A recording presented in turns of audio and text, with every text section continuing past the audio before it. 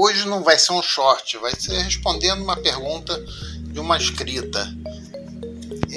Ela me perguntou a questão dos solos, se o solo mostra o que tem embaixo da terra, se dá para saber, tá? Eu já fiz um vídeo sobre isso, mas eu vou falar aqui um exemplo para vocês entenderem bem como é que isso funciona.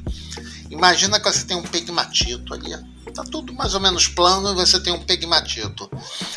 Do lado aqui de fora do pegmatito, você tem um xisto. Depois vem uma parte dentro dele já granítica com os cristais grandes de quartzo, feldespato e mica. Mais para o lado você tem feldespato com algumas pedras preciosas, alguma água marinha, alguma turmalina, mas basicamente feldespato. E lá no meio dele, bem no núcleo, você tem o quartzo, tá? E depois repete ao contrário, né? Você tem o feldespato, você tem o granito misturado, né? E depois volta o xisto. Quando você atravessa o pegmatito, é mais ou menos isso que você vê. Pode ter algumas outras camadas, tá? Mas eu vou dar o exemplo com essas 4 camadas: o centro do quartzo, o feldespato, a parte granítica e depois a rocha que está em volta, que é o xisto. Aí você vem andando, tá?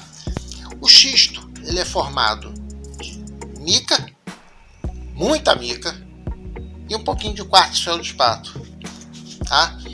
O quartzo vira areiazinha bem fininha, porque ele já está bem triturado, ele fica bem fininho.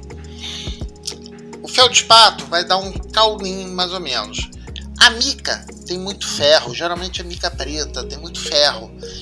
Aí o feldespato com a mica vão se misturar, vão dar um barro que vai ficar avermelhado, vai ficar escuro, tá? Esse barro vermelho vai ser o solo lá em cima. Então, quando você está andando em cima do xisto, você tem um terreno que é basicamente uma argila, tá? Bem pegajosa e avermelhada, amarronzada, e depende um pouco do tipo de terreno, tá certo? Esse é o solo do xisto. Aí você continua andando, aí você vai topar no granito que eu falei, que tem quartzo grande, feldespato grande e micas normalmente mais clarinhas, normalmente moscovita, tá? Aí você vai ter o que? Você vai ter uma mica que ela vai se decompor menos, que ela tem menos ferro, ela se decompõe também, mas ela fica meio esfarelenta, vamos botar assim. Você tem o feldespato que vai virar caulim e você tem os quartzos que vão dar grãos maiores. Então você vai andar em cima dele, você vai passar por um terreno com muita evidência de mica, pedacinhos de mica quebradinhos, tá? Uns grãozinhos e um pozinho meio de caulim junto.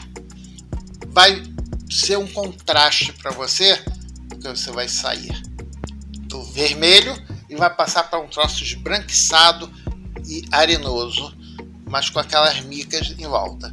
Aí você vai continuar andando. Aí vai deixar de ter aqueles brilhinhos da mica e aquela areiazinha do quartzo vai passar a só ter caulim, porque o feldespato está quase puro e só vai dar caulim, tá? Caulim, ele não chega a ser uma argila, ele fica com um pó branco. E o teu solo vai refletir esse pó branco. Aí você vai andar mais um pouquinho, você vai chegar no local que não tem mais esse pó branco, só tem uma areia meio grosseira, tá? Aí você está em cima do núcleo de quartzo. E se seguir mais adiante, vai voltar o caulim, depois vai voltar aquela areia meio micácea, com um pouquinho de caulim, e depois vai voltar o barro vermelho. Então você consegue, pelo solo, saber o que está lá embaixo. Então perceba bem isso, tá? O solo reflete o que tem na rocha lá de baixo. Eu dei um exemplo de um pegmatito, mas você tem vários tipos de rocha e você, pelo tipo de rocha, você consegue saber mais ou menos o tipo de solo. Então quando você estiver no solo, fica imaginando o que deu esse solo. Isso é muito importante. Você pode fazer o teu mapeamento pelo solo, tá? Eu espero que tenha ajudado. Se quiser, procura nosso vídeo sobre solos, porque ele mostra muito bem isso, e é um vídeo maior e tem mais exemplos, tem imagens, fica mais fácil de ver. Aqui é só um bate-papo. Espero que você tenha gostado.